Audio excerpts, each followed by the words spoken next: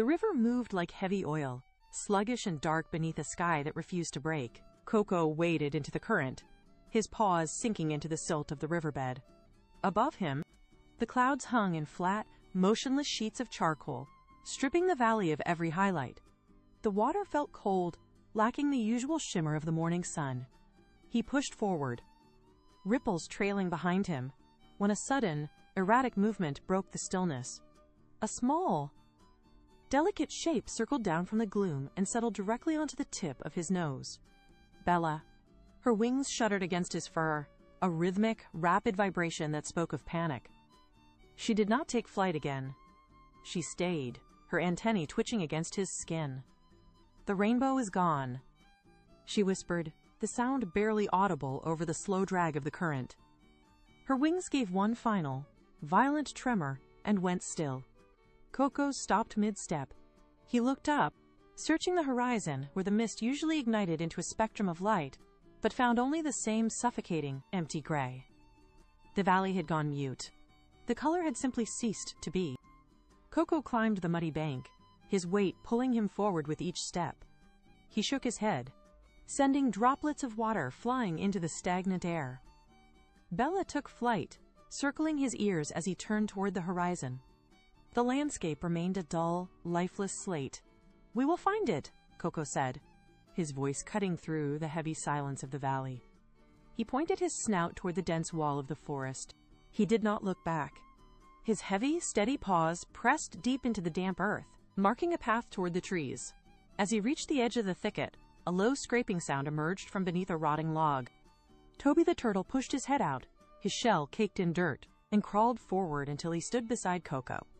From the branches above, a sudden rush of air signaled a descent. Mia the macaw dropped from the canopy, landing gracefully on a low-hanging limb before hopping down to the forest floor. The four stood together in the shadow of the trees. "We are coming too," Mia said, her voice sharp and clear. Toby nodded, his eyes fixed on the path ahead. The collective silence of the group transformed into a focused, rhythmic pace. They turned toward the forest, the mission now shared. The forest was a labyrinth of monochrome shades. Every trunk, every leaf, and every stone was bled of its vitality. Coco moved with his snout low, scanning the dark floor for any deviation from the gray. He stopped near a knot of gnarled roots where the light failed to reach. There, tucked against the damp soil, a single red flower defied the gloom. Its petals held a faint, lingering intensity. Coco reached out, his claw hooking around the stem with practiced care. He pulled it free and placed it into his basket. The movement was small, yet the touch of the vibrant red against the woven reeds felt like a pulse. The group pressed on until the forest opened into a narrow, winding stream. The water was stagnant, but a flicker of movement caught Coco's eye. An orange leaf floated near a submerged rock, bobbing against the current. He waded to the edge, his heavy paws finding purchase on the slick stones. He leaned forward, extended his claw, and hooked the leaf from the water. It was wet, cold, and brilliant. As he dropped it into the basket, the reeds seemed to hum with a newfound density.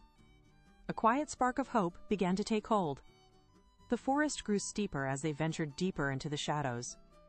Roots snaked across the path, forcing Coco to lift his heavy paws with deliberate effort. High above, Mia scanned the crags of a jagged rock formation jutting out from the hillside. She let out a sharp cry and dove, her wings beating against the still air. She landed on the sharp stone, her talons gripping the surface, and retrieved a single bright yellow feather. The color was startlingly vivid against the gray stone. She flew back to Coco and dropped it into the basket. As the feather settled, a low thrum began to vibrate through the reeds. The basket grew warm, a soft heat radiating into Coco's grip. It felt alive, pulsing in rhythm with their footsteps. They reached the base of a high, imposing hill. The ground shifted from soft moss to hard, packed dirt. Toby climbed over a cluster of stones, his shell clicking against the rock, while Coco pushed his weight into the incline. The ascent was grueling. Every step took them further from the valley floor. The air grew thinner, and the basket's warmth intensified, glowing faintly against the gray surroundings. They kept climbing, the weight of the hill testing their resolve. The final stretch of the climb demanded every ounce of their focus. Coco hauled himself onto the flat, wind-swept plateau at the summit, his breath coming in ragged bursts. Toby followed, his head poking over the ridge, while Mia circled once before landing on a nearby boulder. The peak was shrouded in a dense, swirling gray mist that clung to the ground like wet wool. In the center of the plateau, a small, lumpy cloud sat hunched over, his edges frayed and trembling. He was vibrating with a rhythmic, wet sound. A sharp sneeze erupted from the center of the cloud, sending a tremor through the surrounding air. The cloud let out a low, muffled sob that sounded like distant thunder. Coco stepped forward, his paws pressing into the cold, damp grit of the summit floor. The cloud shifted, revealing a pair of watery, miserable eyes peering from the mist. I tried to paint the sky. The cloud whimpered, his voice thin and broken, but I inhaled all the colors by mistake. The group stood frozen. The sheer scale of the accident hung in the air, transforming their initial confusion into a sudden, heavy sense of pity. They had found the source of the valley's silence. The basket in Coco's paws began to change. It did not just glow, it surged. A sharp, rhythmic light pulsed from the weave, casting frantic shadows against the summit floor. Coco stumbled as a sudden jolt of warmth bucked against his hold. The basket felt heavy, as if the trapped colors were fighting the wicker walls. Mia took flight, her wings beating hard against the thinning air, circling the basket in wide, frantic arcs. She peered down at the swirling light, her beak parted in alarm. "The colors are trapped!" she called out, her voice sharp and piercing over the wind. "They need a way out." "Coco!"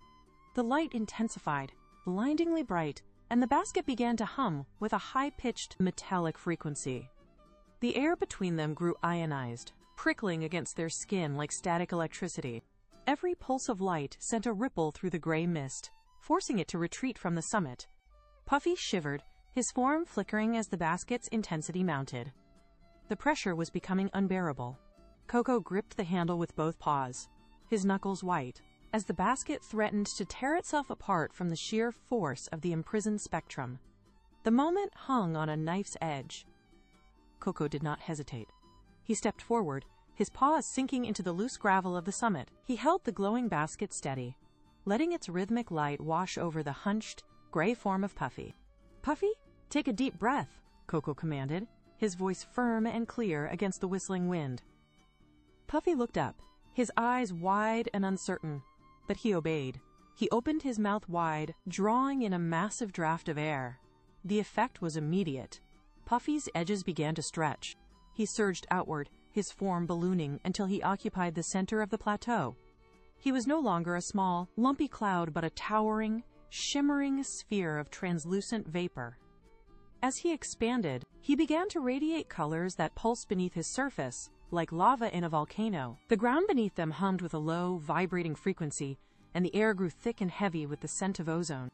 Puffy's skin rippled, turning from dull gray to a brilliant, iridescent sheen that cast long, dancing shadows across the ridge. He was bloated, taut, and vibrating with the force of the trapped spectrum. He looked ready to shatter. The entire summit went silent, waiting for the release. Coco watched the shimmering sphere, his chest rising and falling in time with the cloud's pulse. The tension on the summit was absolute. "Now, blow slowly," Coco signaled, his paws braced wide. Puffy reacted instantly. He contracted, his surface rippling violently as he pushed the air out in a single, sustained gust. The release was not a puff, but a roar of kinetic energy. From the center of the sphere, the first stream of red shot out, cutting through the heavy air like a ribbon of fire. It was followed by a torrent of orange and vibrant yellow, then a deep, sweeping wave of purple. The colors did not drift. They spiraled with force, tearing through the gray atmosphere of the valley. Coco felt the backwash of the release, a warm breeze that smelled of rain and fresh earth. The streams surged upward, defying gravity, weaving into one another as they escaped Puffy's core. Each color left a distinct trail, illuminating the summit with rapid, alternating flashes of brilliance. The gray cloud began to deflate, shedding its heavy burden as the light streams accelerated toward the horizon. It was a spectacle of pure, uncontained energy, turning the summit into a kaleidoscope of motion. The sky ignited. Streams of crimson, gold, and indigo slammed into the horizon, weaving together into a solid, shimmering bridge. The light held, locking into place with a sound like a distant, harmonious chime. Below, the transformation was instantaneous. Where the gray had clung to the grass, a wave of emerald green rushed forward, chasing the shadows away. The riverbank turned from dull slate to a deep, healthy brown, and the river itself caught the reflection of the new arc, turning a brilliant, translucent blue. Coco watched as the colors touched the trees, pulling the deep greens and rich browns back into the leaves. The valley floor was no longer a monochrome void. It was alive with depth and saturation. Mia let out a sharp, joyful cry, circling the arch as it solidified against the clouds. Toby clapped his flippers against the damp grass, the rhythm echoing the steady pulse of the rainbow above. The light bathed the entire basin, washing away the last traces of the mist. Every pebble, every blade of grass, and every branch now stood in sharp, vibrant relief. The air felt lighter, cleared of the heavy, stagnant pressure that had dominated for so long. The arch stood firm, a permanent glowing monument to their success. Puffy shrank back to his original size, the gray of his edges softening into a gentle, fluffy white. He beamed at the arch above, his small body vibrating with relief. The task was finished. Toby, Mia, and Bella gathered around him, their movements slow and deliberate, savoring the quiet return of the valley's rhythm. There was no need for words. The work had been heavy, but the result was etched across the entire sky. Coco turned away from the ridge and began the slow descent back toward the river.